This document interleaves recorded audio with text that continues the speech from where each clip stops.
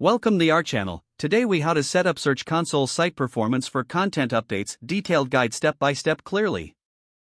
Begin by logging into your Google Search Console account.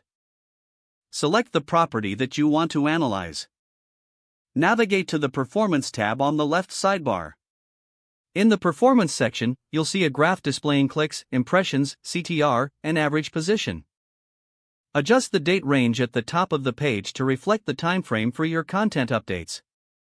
To focus specifically on content updates, set a custom date range that includes before and after the updates. Scroll down to the Queries section to see which search terms are driving traffic to your site. You can filter queries to view only those that are relevant to your updated content. Next, click on the Pages tab to examine the performance of specific URLs. Identify the pages that have received the most impressions and clicks. Look for pages with high impressions but low click-through rates to find opportunities for improvement. Return to the Queries tab to see which queries are leading to those high impression pages. Analyze the relationship between the queries and your content to ensure alignment.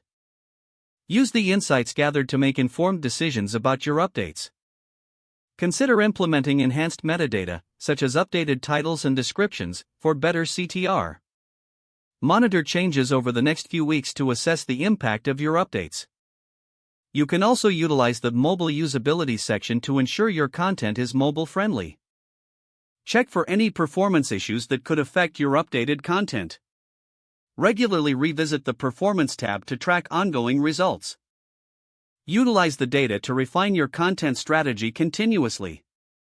By systematically reviewing your Search Console data, you can optimize your content updates effectively. This helps ensure your site remains competitive and well-positioned in search results. If the page does not load, refresh the browser or try again in a private or incognito window. Make sure you are using the correct email address, then retype it carefully to avoid small typos. If your password is not accepted, use the reset option and create a new strong password you can remember. Check your spam folder for verification or security emails, then complete any requested confirmation steps. Enable two-factor authentication if available to improve account security and reduce unauthorized access risk. After signing in, review your profile details so your contact information and settings are accurate and current. Don't forget to like this video and subscribe to our channel for more step-by-step tech guides.